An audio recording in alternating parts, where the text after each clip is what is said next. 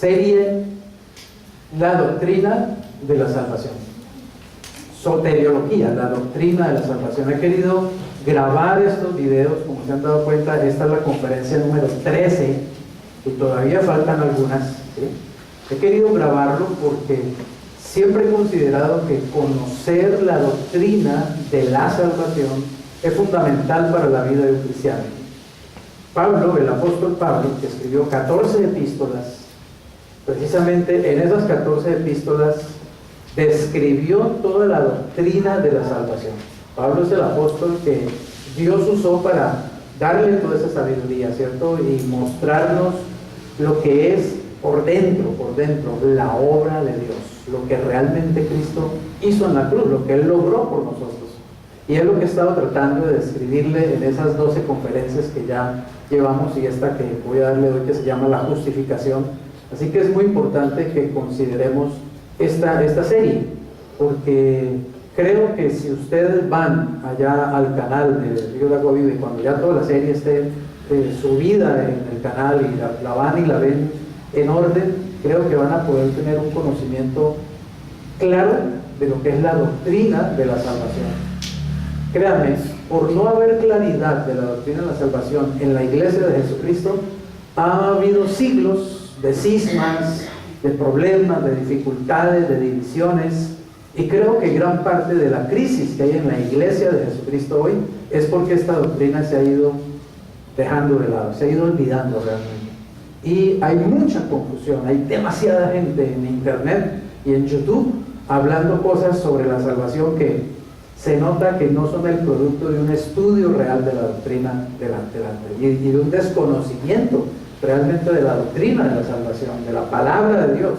Así que yo les animo a que ustedes aprovechen esta serie, aprovechen esos videos, vayan allá. Les aseguro que ninguno de ustedes ha visto las 12 conferencias hasta ahora. Ninguno ha venido, no los he visto que haya venido de la primera y ya estaba hasta la 12.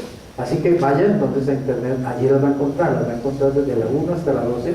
Próximamente, ¿no? Obviamente las estamos subiendo.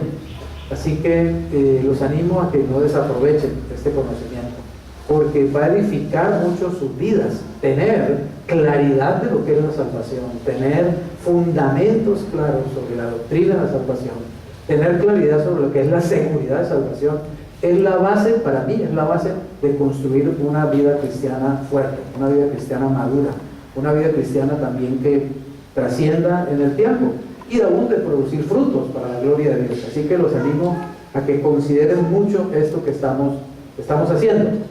Vamos a hablar precisamente ahora ya de los resultados de la salvación. Miren lo que hemos hecho hasta ahora. Voy a hacerles un panorama rápido. Hemos dividido esta doctrina de la salvación en 4 secciones básicas. La primera es para hablar, y ya hablamos de eso, de la necesidad de la salvación. Hablando de esta necesidad de la salvación, hablamos de la naturaleza y la caída del hombre, o sea, el problema del pecado. Hablamos de la barrera universal que se erigió entre Dios y el hombre, y entre el hombre y Dios, a causa precisamente de esa caída del hombre, del pecado mismo. Y en esa barrera universal hablamos de 4 aspectos básicos: el carácter santo de Dios, la deuda de pecado, la esclavitud satánica y la muerte espiritual. Luego entramos en la segunda parte de esta doctrina, de este panorama, que es la obra de la salvación. Y empezamos a examinar esa obra de Cristo, la obra de la salvación, y hemos visto estas conferencias. Primero, ¿por qué Dios tuvo que hacerse hombre? En segundo lugar, el Dios hecho hombre, o sea, una presentación de Jesucristo. En tercer lugar, vimos acerca de la propiciación. En cuarto lugar, vimos la redención. En quinto lugar, la muerte sustitutiva o vicaria. En sexto lugar, vimos la reconciliación, que es la suma de toda la obra de Cristo en la cruz. Y en séptimo lugar, vimos el papel de la fe en la salvación. Hasta ahí la conferencia número 12. Hoy vamos a ver la 13, que tiene que ver con la primera parte de esta sección, que es la número 3, que son los resultados de la salvación. O sea, vamos a empezar a ver ahora lo que son los resultados de la obra que Cristo realizó en la cruz y cómo esos resultados nos benefician a nosotros los creyentes. Esos resultados solamente los podemos disfrutar los que creemos en Jesucristo. Aunque la obra de la salvación es para todos los seres humanos, los únicos que realmente empiezan a disfrutar los resultados de la salvación somos los que creemos en Cristo, es decir, los que ya entramos en una relación personal con Jesucristo por medio de la fe, los que pasamos por la experiencia del nuevo nacimiento. Así que vamos a empezar a ver esa sección, la número 3, que serían los resultados de la salvación, y que también podríamos llamarle los beneficios del creyente, porque como insisto, solamente se beneficia realmente el que cree. O sea, la obra de Cristo es maravillosa, la obra de Cristo es perfecta, la obra de Cristo es para todos los seres humanos, pero realmente solo nos beneficiamos cuando creemos, cuando empezamos a creer. Así que hay un paralelo que hemos estado haciendo, y es la provisión universal. Así como ha habido una barrera universal, hay una provisión universal. Y esa provisión universal es lo que Cristo hizo en la cruz: la propiciación, la redención, la muerte sustitutiva y el resultado de todo eso, que es la reconciliación. Pero entonces, los beneficios de la propiciación son la justificación. Los beneficios de la redención son el perdón y la libertad. Los beneficios de la muerte sustitutiva o vicaria es la regeneración o nuevo nacimiento. Y, digámoslo así, la suma de todos esos beneficios nos viene a través de algo tremendo, que es con lo que terminaríamos esta serie, que es la nueva posición. Porque al recibir a Cristo, uno recibe una vida nueva. Si alguno está en Cristo, nueva criatura es. Y no solamente uno recibe una vida nueva, uno recibe una nueva posición. Y es una posición que es realmente eterna, es eternamente segura esa posición. Así que ya lo veremos cuando lleguemos allá al final de esta serie. Vamos entonces a ver este primer beneficio de los resultados de la salvación, que es la justificación.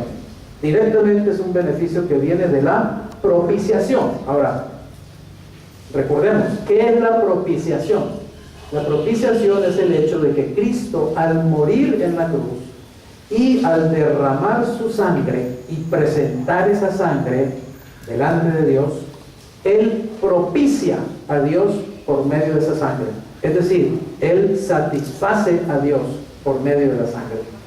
Cuando el hombre pecó, adquirió una deuda de pecado y afectó o ofendió el carácter santo de Dios.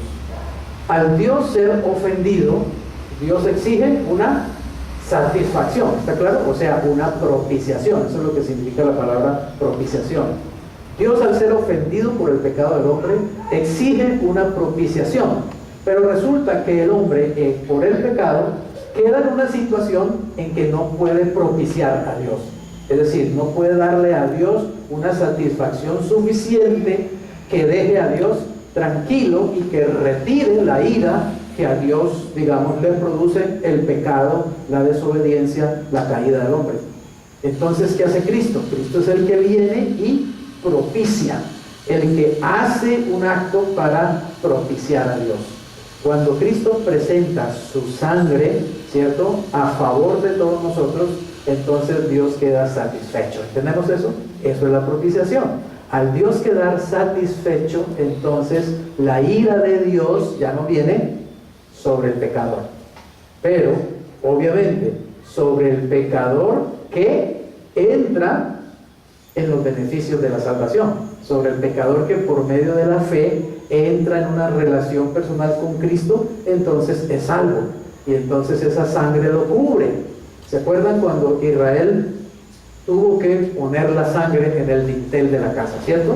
Israel tuvo que pintar con sangre del cordero el dintel de su casa. ¿Para qué? Para que el ángel de la muerte no entrara y matara al primogénito. Asimismo, los creyentes estamos bajo la sangre de Jesucristo. La sangre de Cristo nos guarda, nos cubre, nos cobija. La sangre de Cristo, digamos, es lo que nosotros podríamos presentarle a Dios como satisfacción. ¿Está claro? Si Dios me pide a mí una satisfacción por mi pecado, yo no tengo nada de mí mismo que darle, pero yo puedo presentarle la sangre de Cristo, que fue derramada a mi favor, pero yo no puedo presentarle la sangre de Cristo a Dios a menos que esa sangre esté, digamos, cubriéndome a mí. Y esa sangre no puede cubrirme a mí a menos que Cristo esté dentro de mí. ¿Entendemos eso? A menos que yo haya aceptado a Cristo por medio de la fe, a menos que yo sea un cristiano, un hijo de Dios, una nueva criatura. Así que entonces, ahora la sangre de Cristo, digamos, es como esa sangre que está en el dintel de la puerta. El ángel de la muerte no entrará allí, por eso tenemos vida eterna. Por eso ya no tenemos condenación eterna o segunda muerte, porque la sangre de Cristo es la que ha logrado realmente eso a través de la propiciación. Pero además de la propiciación, recibimos un beneficio que es espectacular. Créanme, anoche estuve orando hasta las 4 de la mañana en intimidad con Dios, dándole gracias por la justificación, porque es algo maravilloso, es algo que si uno lo entiende y si uno lo integra por medio de la fe a su vida, es una verdad que te va a sostener, te vuelve una columna de fe, el entender la justificación. Entonces vamos a tratar precisamente de entender de qué se trata este beneficio de la justificación. Vamos a ver la parábola del fariseo y el publicano. Está en Lucas 18, 9 al 14. Dice así la palabra de Dios: a unos que confiaban en sí mismos como justos y menospreciaban a los otros, dijo también esta parábola. Dos hombres subieron al templo a orar. Uno era fariseo y el otro era ¿qué? Publicano. El fariseo puesto en pie, oigan esto, el fariseo puesto en pie, ¿qué hacía? ¿Oraba a Dios? No, dice, oraba consigo mismo. De esta manera: Dios, te doy gracias porque no soy como los otros hombres, ladrones, injustos, adúlteros, ni aún como este publicano. Ayuno 2 veces a la semana, doy diezmos de todo lo que gano. ¿Qué creen ustedes que pasaba en este hombre? Ahora, pregunto, ¿será que él sí ayunaba, como decía que ayunaba? ¿Ustedes qué creen? ¿No crees que ayunaba? No, yo sí creo que ayunaba, lo que él estaba diciendo que ayunaba. ¿Será que él sí daba diezmo? Seguramente que él daba diezmo. ¿Será que él no era un adúltero? Estoy seguro que no era un adúltero. Bueno, por lo menos físicamente, ¿verdad? Que ustedes saben que se adultera con el pensamiento, ¿cierto? Pero él era un fariseo. Él todavía no conocía, digamos, la verdad de Cristo. Cristo fue el que vino y dijo, no, es que el adulterio no es solamente el acto físico, el adulterio también se hace en la mente, se hace con el deseo. Así que lo que quiero decir es que este hombre, digámoslo así, no necesariamente estaba mintiendo en lo que estaba diciendo. Realmente era un hombre que se ayunaba 2 veces como fariseo que era, seguramente que se había guardado el adulterio, seguramente que no era un ladrón. En otras palabras, era lo que podríamos llamar moralmente ¿qué? Moralmente un hombre sano, moralmente una buena persona, ¿está claro? Él no era un hombre malo en realidad. Yo le pregunto, ¿usted se considera una persona mala? Si yo le pregunto, ¿usted es malo? ¿Usted qué dice? No, pastor, yo no soy malo, yo soy una persona buena. Yo soy una persona de principios morales, yo soy una persona sana, yo soy una persona, digamos, correcta. Bueno, este era un hombre correcto. Sin embargo, había un problema en él, realmente. ¿Y saben cuál era el problema? El orgullo. El estar confiado en esa misma bondad que él tenía. Él creía que esas características morales que él tenía, él creía que el hecho de practicar esos principios religiosos, de ayunar y también de diezmar y todo el asunto, él creía que eso era lo que él lo hacía aceptable a los ojos de Dios. ¿Entendemos esto? Ese era el problema de él. Miren, por eso vuelvo y leo el versículo 1, ¿cierto? Del versículo 9, dice, a unos que ¿qué? Que confiaban ¿en quién? En Dios, en sí mismos como justos. Ese era el problema de este fariseo, que él creía que él era justo a los ojos de Dios, pero ¿por qué? Por lo que él hacía, por él mismo, por sus propios logros, por sus propios méritos. ¿Y qué enseña realmente la Biblia? ¿Es alguien justo a los ojos de Dios por sus propios méritos? No, ningún ser humano puede justificarse a los ojos de Dios, por más bueno que sea. ¿Está claro? Por más ayunos que haga, por más diezmos que dé, por más correcto que sea, por más moral que sea, por más honorable que sea, ningún ser humano se puede justificar a los ojos de Dios por sí mismo. Y ese era el problema de los fariseos, y ese es el problema de la gente religiosa todavía en el tiempo de hoy. El religioso cree que es por su religiosidad que Dios lo va a justificar. ¿Está claro? Y el que da limosna cree que es porque da limosna que Dios lo va a bendecir. Y el que hace lo correcto cree que es porque hace lo correcto que Dios lo va a llevar al cielo. Y eso es un error, porque eso es confiar ¿en quién? En uno mismo. Y a uno no lo salva la confianza en uno mismo. A uno lo salva la confianza en el único que lo puede salvar, que es Dios por medio de Jesucristo. Así que por eso el Señor dio esta parábola, ¿cierto? Primero pintó a este fariseo que él estaba realmente convencido de que él estaba en lo correcto, ¿está claro? Él estaba convencido de que él estaba bien con Dios. Él estaba convencido de que Dios a él lo miraba muy bien. Y esto lo llevaba a una cosa, digamos, muy negativa, que es el orgullo. Noten que él dice, doy gracias que yo no soy como nosotros somos, ¿cierto? O sea, él se creía mejor que los demás. Había orgullo, y eso es típico del cristiano o del religioso legalista. Toda persona legalista es orgullosa. Todo legalista se cree mejor que los demás. El cristiano legalista cree que es mejor que los demás cristianos. Cree que él es el que se sabe toda la verdad, cree que él es el que hace lo correcto, cree que él es el que está en la iglesia verdadera, la única iglesia verdadera, y etcétera, y etcétera, y etcétera. Y eso es el legalismo. El legalismo lleva al orgullo y lleva a otra cosa. Miren lo que dice el versículo 9 nuevamente.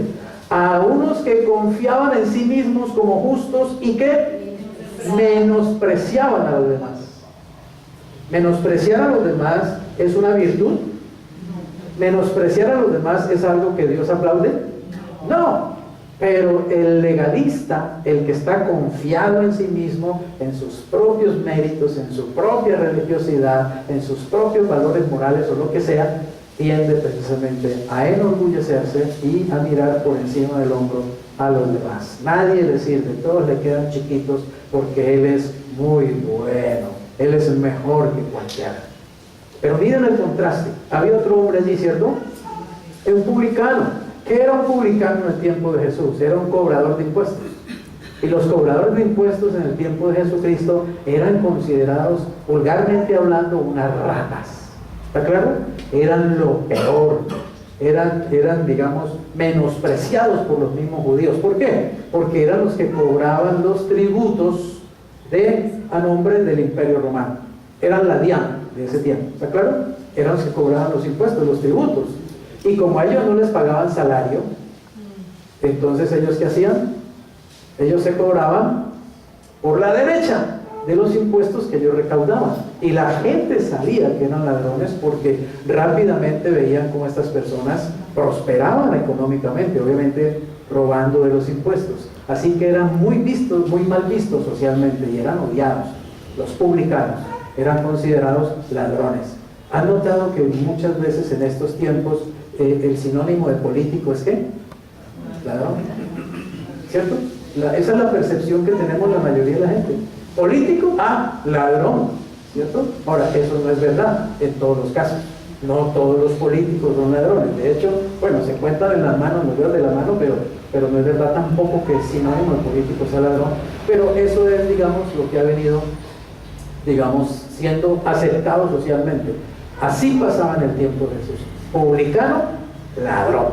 ¿Sí? Eso era realmente la forma como la gente los ubicaba. Entonces dice, mas el publicano, estando lejos, no quería ni alzar los ojos al cielo, sino que ¿qué? Se golpeaba el pecho diciendo, Dios, oigan esta expresión, ¿sé qué? Sé propicio a mí pecador. Es decir, este hombre, contrario al otro, que se creía justo, este hombre se reconocía pecador. ¿Está claro? Este hombre reconocía su pecado, reconocía su necesidad, reconocía su enfermedad. Y él le dice a Dios, sé propicio. ¿Se ven? ¿Sí cuentan ahí la palabra propiciación? En otras palabras, Dios, yo no tengo nada que ofrecerte. Yo no tengo nada con qué propiciarte. Yo no tengo nada con qué satisfacer tu justicia o lo que tú demandas de mí, porque yo soy un pecador. Es decir, yo no estoy a la altura de lo que tú esperas de mí. Por eso te pido que tú seas propicio a mí. Amén.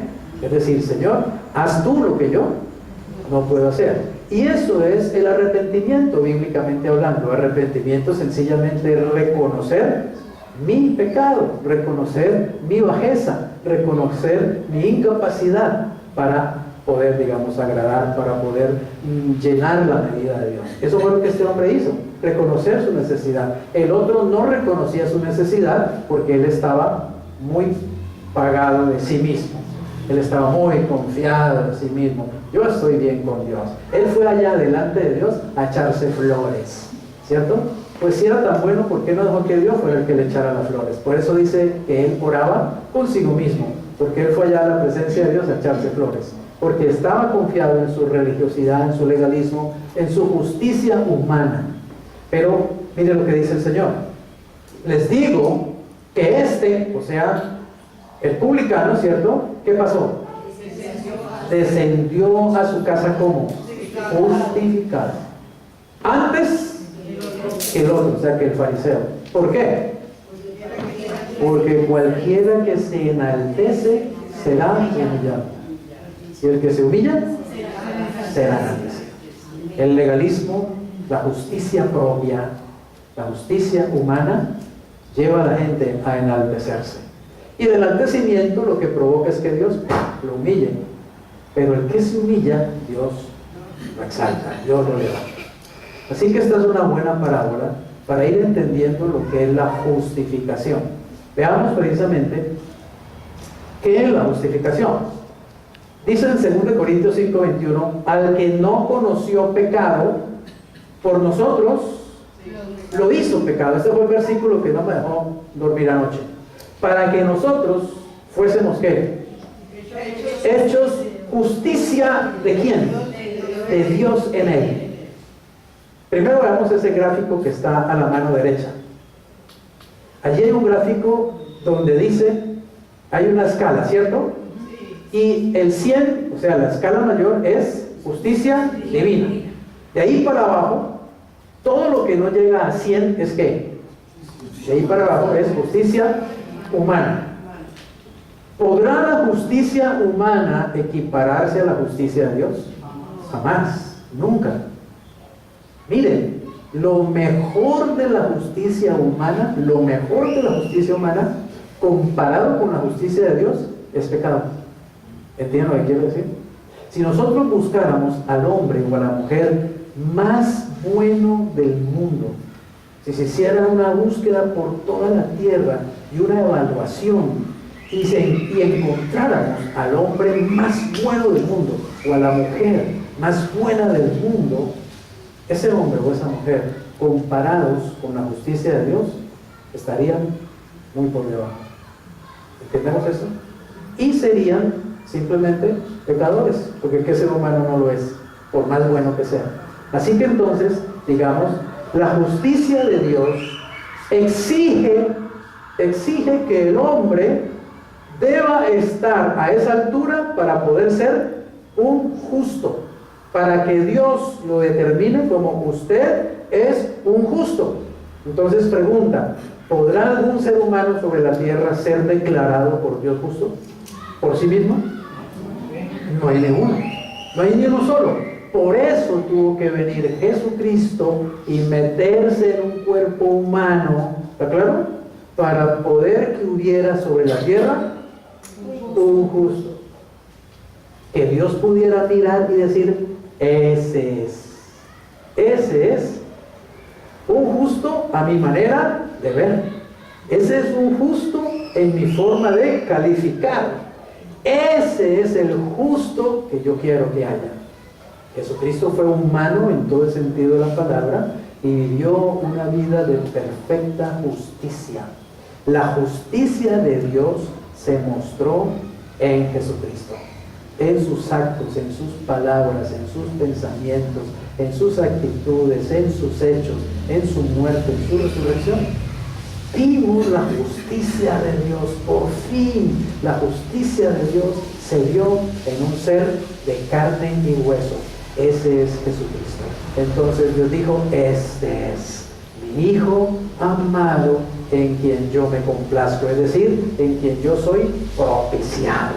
Este es el que me propicia a mí. Amén. Solo hay uno, no hay más. Solo hay uno, se llama Jesucristo. Por eso hay un solo Dios y hay un solo mediador entre Dios y los hombres, y ese es Jesucristo, hombre. Ahora, bien, vayamos al versículo. Pero a ese justo que vivió una vida perfecta y sin pecado, Dios le hizo algo a él, algo terrible. Al que no conoció pecado, por nosotros, ¿qué hizo? Lo hizo pecado. Yo no podía dormir anoche diciéndole: Señor, yo no puedo creer que tú hayas tomado a tu hijo y lo hayas puesto en una posición tan indigna, tan miserable, solo por salvarme a mí. ¿Entiendes eso? Es que es increíble. Yo le doy gracias a Dios cada día por eso. Señor, gracias por tu justicia. Ahora noten lo que dice allí. Miren, al que no conoció pecado, por nosotros, ¿qué lo hizo? Lo hizo pecado. ¿Pero qué pasó? Para que nosotros fuésemos, ¿qué? Hechos justicia. Oiga bien, no solamente hemos recibido justicia, sino que fuimos hechos justicia de Dios en Cristo. Es decir, por estar en Cristo, al estar en Cristo, nosotros somos en ese mismo instante hechos justicia de Dios. ¿Sabe qué puedo yo decir? Y yo lo decía anoche y lo clamaba en mi cuarto: yo soy justicia de Dios. Amén. Yo no solamente soy justo, yo soy justicia de Dios. ¿Pero por mí? ¿Por mis méritos? No. Gracias a Jesucristo. Gracias a que estoy colocado en Cristo. Gracias a que Dios entregó a su Hijo y lo puso en mi posición de pecador, y a mí me puso en la posición del Hijo. Entonces, ser justificado, oiga bien, ser justificado es ser colocado por Dios mismo. No por un pastor, no por una religión, no por una iglesia, no por una doctrina. Es ser colocado por Dios mismo en el mismo lugar de su propio Hijo justo. Amén. Por eso es que la salvación es algo seguro, que no se puede perder, porque la justificación me entrega una posición que es eterna, que es inamovible. Yo estoy en Cristo y a mí nadie me saca de ahí. Ni el diablo con todo su poder, ni el diablo con todo su ejército me puede mover de esa posición. ¿Sabe por qué? Porque me la dio Dios. No me la gané yo, no me la inventé yo, no la logré yo, no me puse yo allí. A mí Dios me puso allí. Pero para ponerme allí, primero puso a su Hijo en la posición del pecado. Al que no conoció pecado, por nosotros lo hizo pecado. Para que yo, que soy un pecador, Dios, yo ahora sea hecho, es un hecho justicia de Dios. Pero en Él, gracias a Él, por medio de Él. Sin Él no habría nada para mí, no habría ninguna posibilidad de estar en una posición tan privilegiada de ser un justo a los ojos de Dios. Entonces, oiga bien, yo puedo ir y presentarme a Dios y decirle: Padre, soy justo a tus ojos. Pero no como el fariseo, porque ayuno, porque doy diezmo, porque me porto bien, porque no adultero, porque no miento. No. Padre, soy justo a tus ojos porque tú quisiste que yo sea justo a tus ojos. ¿Entiendes eso? ¿Entiendes esa doctrina? Es doctrina bíblica, está en la Biblia. Ahora, déjame decirte esto. No solamente Dios nos declara justos, porque óyeme bien, el solo hecho de que Dios diga que soy justo, ya eso es un hecho. Porque, ¿qué dijo Dios al principio cuando todo estaba oscuro? ¿Qué dijo Él? Cuando la tierra estaba desordenada y vacía. ¿Qué dijo? Hágase la luz. ¿Y qué pasó? Y se hizo la luz. Porque lo que Dios dice, ¡pum!, eso se hace. Dios no puede decir, hágase la luz, y sigue ahí la oscuridad. Y Dios otra vez, hágase la luz, y la oscuridad ahí, ¿no? Dios dice, hágase la luz, ¡pum!, ahí está la luz. Ya, o sea, lo que Dios dice, eso es. Entonces, imagínate, ¿qué puede pasar si Dios dice, Nayel, tú eres justa a mis ojos? ¿Qué puede pasar? Que eres justa a sus ojos, punto. Eso pasa, eso es un hecho. Oiga bien, así yo lo crea o no lo crea, eso es un hecho. ¿Entienden eso? Así yo conozca la doctrina o no la conozca, eso es un hecho. Así yo haya estudiado la Biblia y la doctrina de la justificación y la entienda o nunca la haya estudiado, es un hecho. Dios ya lo dijo. Dios dijo que todo aquel que está en Cristo es justo, declarado justo ante Él, ante sus ojos. Ahora, ya es mucho cierto que Dios lo declare no justo, pero Dios no solamente nos declara justos. ¿Saben qué hace? Además de eso, nos viste con la justicia de Cristo, nos reviste de esa justicia. Por eso dice que la justicia de Cristo es una coraza que yo tengo, y por eso en Gálatas dice que estamos revestidos de Cristo, porque ¿saben qué es la justicia de Dios? La justicia de Dios es Cristo. Simplemente, ¿quieres ver la justicia de Dios? Míralo, ahí va caminando el Cordero de Dios que quita el pecado del mundo. ¿Entiendes? Cristo es la justicia de Dios. Entonces, si Cristo está dentro de mí, ¿de qué estoy yo revestido? De justicia, de la justicia de Dios. Por eso dice que yo soy hecho justicia. Él fue hecho pecado para que yo sea hecho justicia. Ahora, ¿qué tuve yo que hacer para ser hecho justicia? Creer. Nada más creer. ¿Tuve que hacer algún mérito como ese fariseo? No. Simplemente tuve que creer. ¿Y qué tengo que hacer para mantenerme allí? ¿Qué tengo que hacer para mantenerme allí? Seguir creyendo. Seguir creyendo. Seguir en la fe. El justo por la fe vivirá. Pero los que no entienden dicen que hay que hacer muchas cosas para no perder la salvación. No han entendido la doctrina de la salvación, no han entendido la gracia. Hablan de gracia, pero mezclan obras. Hablan de fe, pero mezclan ley. O sea, o es una cosa o la otra. La Biblia dice, o es gracia o es obras, pero no puede ser gracia y la mitad obras, porque si es gracia no es obras, y si es obras no es gracia, sencillamente. Así que los que dicen que la salvación se pierde, oígame bien, están poniendo la confianza, ¿es donde? En el hombre. Porque finalmente es el hombre el que tiene que guardar la salvación. Entonces la confianza no está en Dios, la confianza está en mí, que no la pierdo. ¿Está claro? Y eso es un error.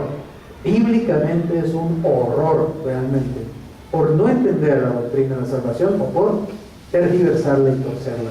Porque nunca Dios puso en el hombre, jamás Dios puso en el hombre la salvación, jamás Dios puso en el hombre la redención, jamás Dios puso en el hombre la justificación. Toda la puso en Cristo, pero a Cristo lo puso en mí, solo por la fe. Amén, solo por la fe. Así que hay dos clases de justicia, ya lo estamos entendiendo, ¿no? Dos clases de justicia. Dice Filipenses 3:9, está hablando el apóstol Pablo, y dice, y ser hallado en él. ¿Ser hallado en quién? En él. Oigan que Pablo no dice, y ser hallado en mí, sino ser hallado en él. Es decir, yo quiero que Dios me vea, yo quiero que Dios me encuentre, yo quiero que Dios me halle, pero en Cristo.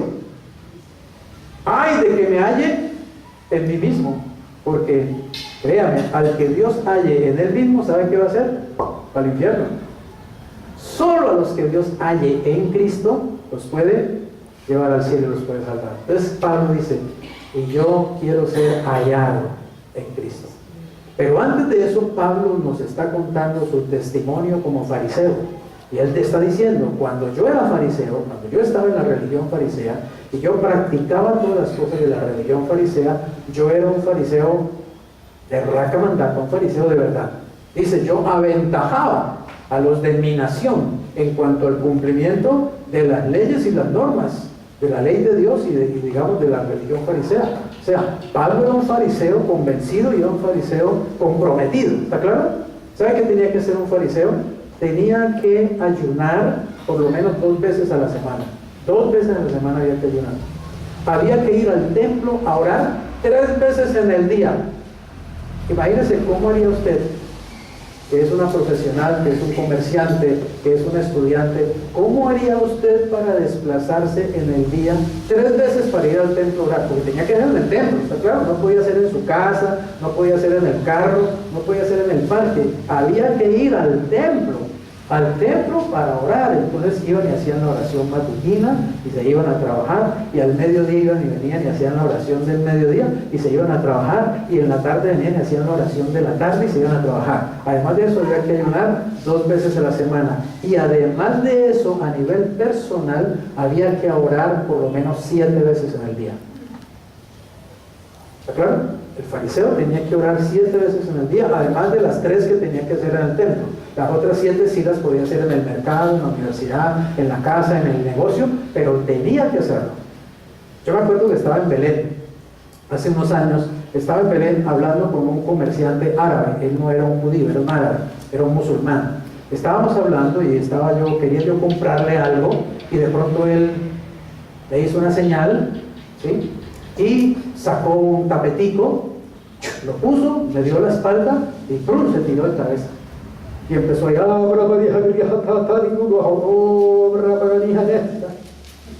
y yo me quedé ahí con mis dólares en la mano de lo que iba a comprar. Era que le tocaba el momento de la oración. Y ellos lo hacen mirando hacia la Meca. Entonces yo lo que le veía era las nalgas ahí nomás al vendedor, ¿cierto? Orando ahí, porque yo no le entendía. Y hasta que el hombre no hizo eso y terminó, recogió su tapete y luego decía, ahora sí hagamos negocio. Entonces a vender. Ellos son así, es decir, la religión, ¿está claro? Y así son los judíos, igualitos, legalistas. La religión. Hay que orar a la hora exacta que dice que hay que orar, ¿está claro?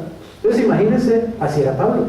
Pablo era estricto en la ley, radical en su creencia. Pero Pablo, cuando conoce a Cristo y conoce la verdad, ¿cierto? Entonces dice, todo eso que yo antes consideraba como lo que me hacía justo, ¿cierto? Lo que agradaba a Dios, ahora lo veo como ¿qué? Lo veo como basura para ganar a Cristo.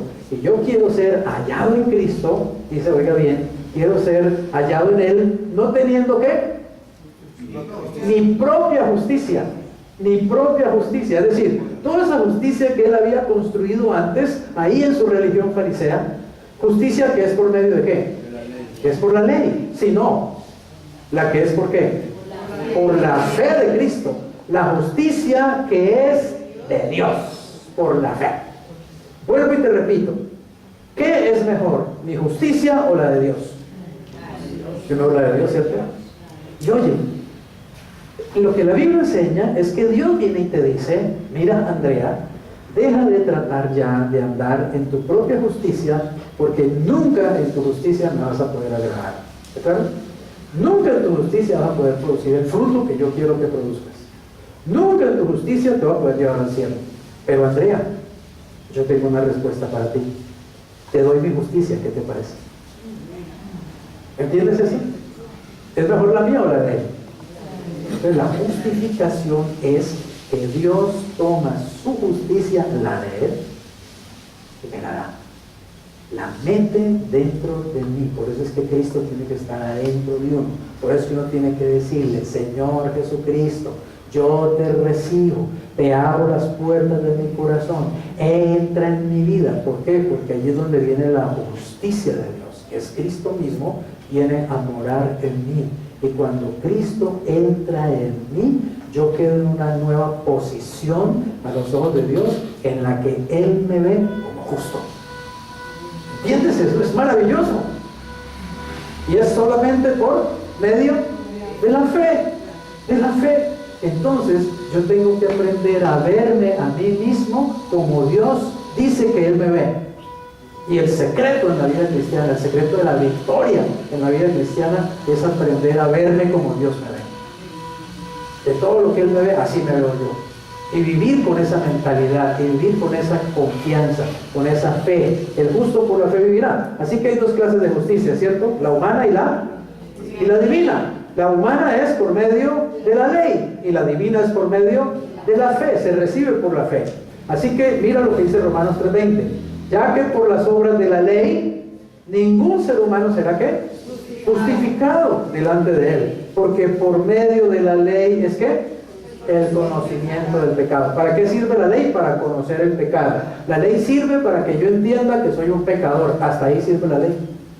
Y entonces cuando yo entienda que soy un pecador, entonces voy a buscar al que me limpia los pecados y me salva, que es Jesucristo. La ley sirve para llevarme a Cristo. Es un ayo para llevarme a Cristo. Hasta ahí sirve la ley. Es un ayo para llevarme a Cristo. Y entonces, cuando yo voy a Cristo, obviamente, entonces voy por medio de la fe. Mira lo que dice Romanos 3:26. Que Dios, está hablando de Dios, con la mira de manifestar en este tiempo, o sea, de Cristo para acá, su justicia, a fin de que Él, Dios, sea el justo y ¿quién? Y el que justifica. Es lógico, ¿cierto? ¿Quién puede justificar? Sino el que es justo. ¿Y quién es justo? Solo Dios, solo Cristo. Entonces Él es el que puede decir, usted es justo, usted es justa, usted es justo, usted es justo, usted es justo, usted es justo. Él es el que puede decirlo. Y si Él lo dice, ¿quién lo puede contradecir? Y si Él dice que yo soy justo, ¿qué le digo yo? ¡Amén! Gracias, Padre, que me has declarado justo. Gracias a Jesucristo. Sé que no ha sido por mí mismo que me declaras justo, pero te doy gracias por justo, el justo Jesucristo, que fue puesto en el lugar de mí como pecador, para yo poder ser colocado en el lugar de Él como el justo. Gracias, Padre, por lo que hiciste. Y eso me pasé anoche hasta las 4 de la mañana dándole gracias, Señor. Gracias por haber hecho eso. Gracias, gracias. No me cansaré de darte gracias. ¿Cómo pones a tu Hijo en semejante situación? Solo para ponerme a mí, un pecador miserable, ponerme a mí en esa posición de bendición, de ser justicia de Dios. Es maravillosa la Biblia, es maravillosa la verdad libera, ¿o no? Así que vuelvo y leo. Con la mira de manifestar en este tiempo su justicia, a fin de que Él sea el justo y el que justifica. ¿Pero justifica a quién? Al que es de la fe de Jesús. ¿Amén? Por eso solo el creyente es el que recibe el beneficio de la justificación. Veamos entonces rápidamente por lo menos 3 beneficios de la justificación. Hay muchos más en la Biblia, hay muchísimos más, pero veamos 3 que son principales, que son, digamos, fundamentales. El primer beneficio es paz con Dios. Es decir, cuando yo sé que Dios ya me declaró justo a sus ojos, lo que viene a mi vida, ¿qué es? Paz. Porque miren lo que dice Romanos 5:1. Justificados pues por la fe, oigan que no es por la ley, por la fe, tenemos ¿qué? Paz para con Dios. ¿Pero por medio de quién? Por medio de nuestro Señor Jesucristo. Noten que nada es sin Cristo, ¿claro? Por eso Cristo dijo, sin mí nada podéis hacer. Todo es por medio de Jesucristo. Todo es gracias a Jesucristo. Todo es a través de Jesucristo. Todo es en Cristo. Gloria a Dios que hemos recibido toda bendición espiritual en los lugares celestiales, pero en Cristo. Hay que estar en Cristo para poder recibir toda bendición espiritual. Hay que estar en Cristo para poder ser justificado, declarado justo a los ojos de Dios. Entonces, cuando uno está justificado, uno está inmediatamente, oiga bien, inmediatamente uno está en paz para con Dios. ¿Y saben qué es estar en paz para con Dios? Lo que nos estaba contando la doctora Milena, que ellos pagaron al 4º día. ¿Qué hicieron? Pagaron toda la deuda. Y cuando uno paga la deuda, ¿qué es lo que uno le dan? Un paz y salvo. ¿Cierto? El banco le dice, usted ahora está en paz conmigo. ¿Por qué? Porque pagó la deuda, no me debe nada. ¿Sabes una cosa? Tú tienes un paz y salvo que Dios ya te entregó al haber creído en Jesucristo. ¿Por qué? Porque Jesucristo pagó la deuda. Y como tú creíste en Cristo, entonces tu deuda quedó pagada. Por eso tenemos paz para con Dios. ¿Amén? Tenemos paz para con Dios. Y cuando uno tiene paz para con Dios, uno puede vivir más feliz, uno puede vivir más sano, uno puede vivir más tranquilo, uno puede vivir más desestresado. Paz, paz interior. Segundo, firmeza en la gracia. Romanos 5:2 dice: por quien también tenemos entrada. ¿Por qué? ¿Por qué? Por la fe. Noten que también todo es por la fe, todo es por medio de la fe, todo es a través de la fe. Tenemos entrada por la fe. ¿A qué? A esta gracia. ¿Qué es la gracia? La gracia es todo un paquete que Dios me entrega por medio de Jesucristo. ¿Ven? Cuando yo creo en Cristo, a mí me entregan un paquete donde está todo: medicina prepagada, viajes al exterior, dinero en las cuentas, ¿me hago entender? Salud, o sea, todo el paquete es completo, toda bendición espiritual en los lugares celestiales en Cristo. Eso es la gracia. Así que entonces, cuando yo creo en Cristo, yo entro en el disfrute de todo ese paquete que se llama la gracia. Y es más, puedo estar firme en esa gracia. Y Dios va a hacer que yo esté firme. El Espíritu Santo va a trabajar todos los días para que yo esté firme en esa gracia. El Señor Jesucristo va a estar cuidándome como su oveja para que yo esté firme en la gracia. Dice, tenemos entrada por la fe a esta gracia en la cual estamos como firmes y nos gloriamos, o sea, nos gozamos, nos alegramos en la esperanza de la gloria de Dios. ¿Qué es la esperanza de la gloria de Dios? Es esa expectativa que todos los cristianos tenemos de un día ir al cielo.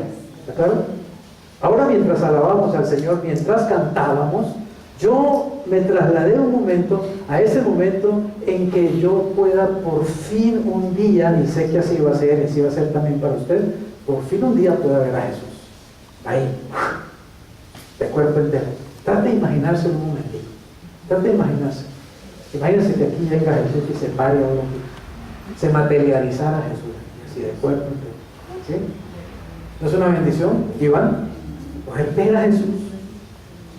Y saben una cosa, un día usted lo va a ver. Esa es una esperanza que tenemos los cristianos, de por fin ver a Jesús. Y no solamente lo vas a ver, sino que Él te va a ver a ti, así directamente a nosotros.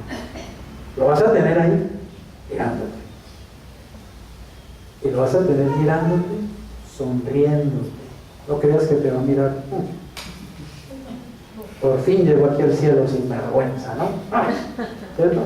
No te van a recibir así. Es gracia, ya eres salvo, tus pecados fueron perdonados, estás limpio, estás en paz con Dios. Ya el problema no existe realmente. Existe aquí en tu mente y en tu corazón, pero con el Señor realmente el asunto ya está hecho. La salvación ya fue obrada. Cristo te va a recibir con todo su amor. Te va a mirar con los ojos y te va a amar, como te ama en este momento. ¿Te imaginas ese día? La esperanza de la gloria. Llegar allá al cielo y estar en toda esa gloria del cielo y disfrutar de esas calles de oro y de esos palacios y andar ahí uña a uña con los mugres, con los ángeles. Uña y mugres con los ángeles. Uno ya abrazado con Miguel. Hola Miguel. Bueno, hola Miguel, porque es una cosota así grandísima, ¿cierto? Hola Miguel, ¿qué tal? Hablar con los ángeles allá, hablar con Pablo, con Pedro, con Juan, con María, con los redimidos del Señor, con toda la familia del Señor que está en el cielo. Qué rico andar en esa familia, en esa compañía. Amén. Eso anhelamos los cristianos, esa es la esperanza de esa gloria. Y cuando uno tiene esa esperanza, uno tiene gozo en el corazón, uno tiene alegría en el alma, a uno se le van las penas, a uno se le van los dolores, a uno se le olvidan las amarguras, a uno se le olvidan las cuentas de la tarjeta de crédito. ¿Cierto? Cuando uno piensa en esa gloria maravillosa que ya es mía, ya me pertenece, ya la tengo, ya la recibí por medio de Jesucristo, por medio de la fe, y estoy firme en esa gracia. Amén, estoy firme en esa fe. Finalmente, un beneficio maravilloso de la justificación es que no hay condenación, sin condenación. Romanos 8:1 lo dice muy claro. Ahora pues, ninguna condenación hay. ¿Para quién? Para los que están en Cristo Jesús. Y es lógico. ¿Por qué? Porque si Dios me perdonó todos mis pecados, entonces ¿habrá condenación? No hay manera. Si Dios ya me declaró justo ante sus ojos, y déjeme decirle, tan justo como Cristo mismo es. Porque al que no conoció pecado, lo volvió pecado, para que el que era pecador se ha hecho justo, se ha puesto en la posición del Hijo.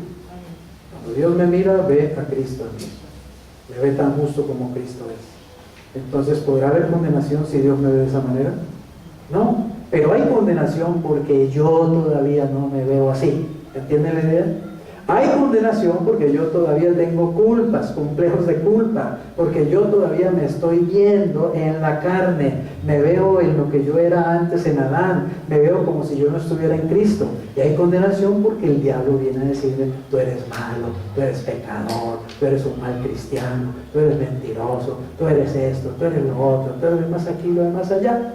Pero cuando tú aprendes a ver lo que Dios ve, a decir lo que Dios dice, a creer lo que Dios dice acerca de ti, tú te lo apropias y el Espíritu Santo lo vuelve una verdad poderosa que te hace firme como una columna en la gracia, y puedes reprender a Satanás y echarlo fuera y puedes vivir en libertad, porque eso produce realmente, digamos, la justificación, libertad. Voy a ilustrarles algo para terminar, y es acerca de la disciplina de Dios a sus hijos. Entendamos una cosa: ya somos justos, ¿está claro? Ya fuimos perdonados, ya estamos salvados. ¿Y ahora qué? Entonces, como muchos piensan: ay, pastor, entonces si uno tiene seguridad de salvación, si uno nunca se va a perder, entonces uno se va a dedicar a pecar igual porque no se va a perder. Pues eso lo hace un bruto. Pero un cristiano inteligente se va a dedicar a vivir santamente. Simplemente, ¿está claro? Depende de la actitud de cada uno. ¿Por qué? Porque si yo sé que ya soy salvo, si yo sé que ya fui perdonado, pues simplemente voy a vivir para Dios por pura gratitud. ¿Me hago entender? Es más, el Espíritu Santo hace una obra en mi corazón que de verdad yo ya no voy a querer pecar. Ya yo no voy a amar el pecado. Miren, anoche pensaba: ¿qué ejemplo les doy, Señor? ¿Qué les digo para ilustrarles un poco esa verdad de cómo el Espíritu Santo me lleva a aborrecer el pecado? Y me encontré un ejemplo que puede que no sea muy bonito, ¿cierto? Pero la caca de perro. La caca de perro. Entonces, ¿le ha pasado a usted que ha pisado caca de perro alguna vez? ¿Sí? ¿Le ha pasado que ha pisado? ¿Cierto? Y usted llega a la casa y dice: uy, huele inmundo.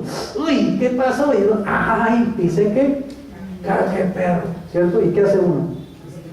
Inmediatamente, ¿cierto? Uno se quita el zapato y uno: uy, qué asco, ¿no? Uno se... ¿cierto? ¿Por qué hacemos eso? Porque amamos la caca de perro, ¿no? ¿Cierto? Nadie se unta caca de perro y dice: ay, caca de perro, qué rico, ay, qué delicioso caca de perro, ¿cierto? Nadie hace eso. El Espíritu Santo hace una obra en nuestra vida interna que nos va llevando a sentir lo mismo por el pecado.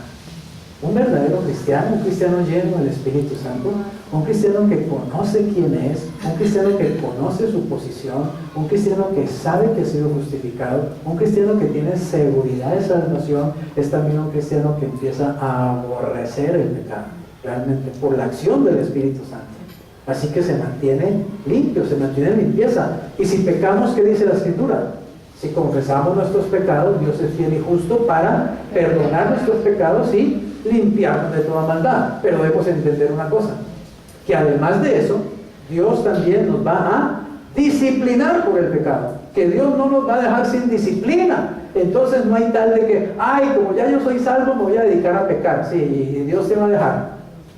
Dios es un papá alcahueta, Dios es un papá inútil, es un pintado en la pared. No, Dios te va a disciplinar si lo haces, amén. Dios va a evitar que lo hagas. El Espíritu Santo va a empezar a trabajar de dentro de uno para que uno llegue a aborrecer el pecado. Miren, yo amaba la pornografía cuando no era cristiano, la amaba, empecé a conocerla desde los 10 años. Las películas triple X las vi desde los 10 años. Y amaba eso, y tenía revistas, cuando trabajaba, digamos, cuando estudiaba en el Pío 12, yo tenía colección de Playboy. Yo amaba la pornografía. Ahora, les digo, no soporto verla, no puedo verla. Se lo digo delante de Dios, no soporto verla. Si estoy por ir al televisor a las 3 de la mañana, de pronto, ¡pum!, ¿no? ¡Ay, my God! ¡Ay, my God! Yo paso eso inmediatamente. No me interesa. No me produce el más mínimo deseo. ¿Entienden? Es caca de perro para mí. Aborrezco eso. ¿Quién hizo eso? En mí. Yo, mi legalismo, mi religiosidad. Más que como yo, el pastor es tan bueno. No. Lo hizo el Espíritu Santo. La obra es de Dios. Él lo hizo en mí. Porque llegó el día en que la pornografía, ¡oh!, la odio. ¿Quién lo hizo? El Espíritu Santo. Lo mismo hace con el borracho y el alcohol. Lo mismo hace con el adúltero y el adulterio. Lo mismo hace con el mentiroso y la mentira. Amén. Hace que aborrezcamos el pecado que antes amábamos. Eso es un producto de la justificación. Pero debemos entender, y para esto, para terminar, que de todas maneras Dios nos va a disciplinar si insistimos en pecar. Ya habéis olvidado la exhortación que como a hijos se os dirige diciendo: hijo mío, ¿qué?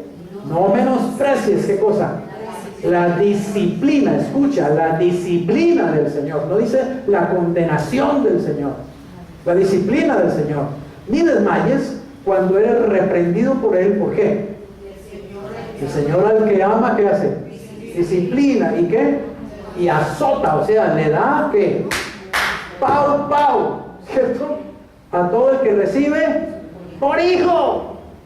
Estaba en el supermercado y vi la escena típica, ¿cierto? La mamá joven y la niña que de pronto se tira como una endemoniada, hacer el berrinche porque quiere conseguir algo, ¿cierto? Y llora sin lágrimas, puro berrinche, pura manipulación. Y la mamá: cállese, no cállese, sin ningún tipo de autoridad. Yo me acerqué y le dije: señora, ¿sabe cómo se le cura eso? Con 2 buenas nalgadas. Perdóname que se lo diga. Luego se cura así. Hay 2 buenas nalgadas y ya que le quitan la petejada. Pero es que son unos padres que no saben educar. Dios sí sabe. Y dice que Dios, ¿qué? Azota. Azota, ¿sabe qué es azote? Azote es que le da a uno, azotar es que le da a uno con el azote. El azote es un perreo. En la nalga, ¿sí? Dios nos castiga realmente, Dios nos reprende. ¿Por qué? ¿Porque nos odia? No, porque nos ama. Pero hoy la gente cree que amor es no tocarle el dedo al niño, un pelo al niño porque lo amo. No, no lo amas. La Biblia dice: si tú amas a tu hijo, corrígelo. Y la corrección implica pum, pum. Ahora, no es que le vas a dar como un bate de béisbol, ¿cierto? Es que le vas a dar con una varita, que le duela, porque tiene que producir dolor para que el niño vaya aprendiendo a enderezarse. Si los padres aplicaran esa fórmula, te digo una cosa: al niño no hay que darle varita sino 3, 4 meses, no más. Después no la necesitas. Y cuando sea un adulto, tampoco la necesitas. Pero no lo corrijas de niño y podrás tener un delincuente a los 20, 25 años. Un marihuanero, un degenerado, lo que sea. Porque el niño había que, ¿cierto?, no tocarle un pelo. Miren lo que hace Dios. Dios disciplina. Veamos una comparación rápidamente entre lo que es castigo y lo que es disciplina. Una cosa es castigo, una cosa es disciplina. Miren, el propósito del castigo, ¿cuál es? Infligir la penalidad a una ofensa o hacer pagar el mal. O sea, el que va a castigar lo que quiere es que el que la hace, ¡pam!, la paga. Pero el que va a disciplinar, lo que busca es que corregir y promover ¿qué? Un crecimiento positivo. Entonces no castigue a su hijo, corríjalo. El punto de referencia del castigo es que las malas acciones del pasado. Es decir, como hiciste lo malo, ¡pim! ¡Tam! ¡Pum! Lleva. Pero el punto de referencia de la disciplina es corregir hacia el futuro. O sea, yo corrijo a mi hijo hoy, ¿para qué? Para que él sea un buen hombre en el mañana, para que él sea una persona correcta en el futuro, es decir, para que él haga futuras acciones en el futuro. ¿Cuántos de nosotros recibimos, cierto? En la generación nuestra, la chancleta voladora y muchas cosas más, la correa y muchas, bueno, la verdad que hubo abuso en la época de nosotros, nuestros papás se pasaron realmente, ¿cierto? Algunos se pasaron en realidad, pero al fin y al cabo eso fue mejor que lo que está pasando hoy, que no hay nada, una permisividad completa. El niñito, el mocoso de 2 años maneja a la familia, maneja al papá, maneja a la mamá, al abuelo, todo el mundo con un dedo, porque al niño no se le puede molestar para nada. Al niño hay que darle todo lo que quiera, todo lo que pida, porque el niño es el rey, ¿sí? Y crece una generación de idiotas, perdónenme, idiotas que creen que tienen derecho a todo. Entonces cuando crecen y no se les da lo que ellos creen que se les debe dar, entonces matan, roban y hacen lo que sea para conseguir lo que desean, porque no recibieron disciplina, y eso no es amor. La Biblia dice que Dios al que ama, disciplina. Padre que no corrige a su hijo, padre que no disciplina a su hijo, no lo ama, realmente no lo ama, es un alcahuete, sin autoridad. Actitud, la actitud, oigan bien, la actitud del castigo, que es ira justiciera. Por eso, si usted tiene rabia, mejor no corrija al hijo en ese momento, ¿cierto? Porque usted con rabia lo manda contra una pared, con rabia le da con un martillo en la cabeza, con lo que tenga en la mano. Pues no lo haga, porque la ira justiciera es la motivación del castigo, pero la motivación o la actitud de la disciplina, ¿qué es? Pues amor. Como amo a mi hijo, lo corrijo, porque quiero que sea mejor en el futuro, porque quiero que sea la mejor persona, porque quiero que le vaya bien. Miren, un hijo malcriado, ¿quién no quiere? Al niño malcriado, ¿quién no quiere? ¿Sí o no? Nadie lo quiere. En el vecindario, uy, ese niñito ya viene, oye, qué jartera, ¿cierto? Todo el mundo le hace el pite. Nadie lo quiere. Y esos niños en el fondo se van a sentir rechazados y menospreciados. En cambio, el niño que es correctico, a ese niño tan lindo, ¿cierto? Saluda, buenas tardes, buenas noches, qué niño tan educado, ¿cierto? Todo el mundo lo quiere. ¿Pero por qué? Porque hubo un padre o una madre que disciplinó a tiempo. Finalmente, la emoción resultante del que recibe, ahora el que recibe el castigo, ¿qué produce en el que recibe cuando es castigo? Produce temor, culpa y rabia, hostilidad. ¿Qué produce en el que ha sido disciplinado con amor? Seguridad. Si usted quiere hijos seguros, disciplínelos, pero en amor, evidentemente, ¿cierto? O sea, disciplina y no castigue. Conclusión: la justificación es la obra de Dios por la cual Él declara, óigame esto, declara legalmente justo con base en la fe sola. Nada de fe más obras, fe más esto, fe más. Fe sola. ¿A quién? Al que cree en Cristo como su Señor y Salvador. Eso es la justificación, que Dios declara legalmente justo. Y óigame bien, cuando el juez del universo da un dictamen legal, ¿quién puede contradecir eso?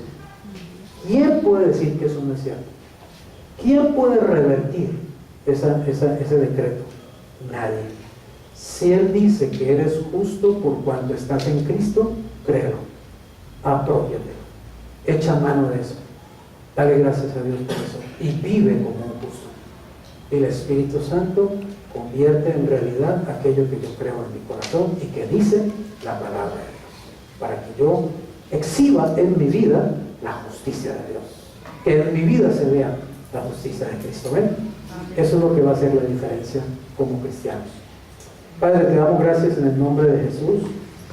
Gracias por darnos tu amor.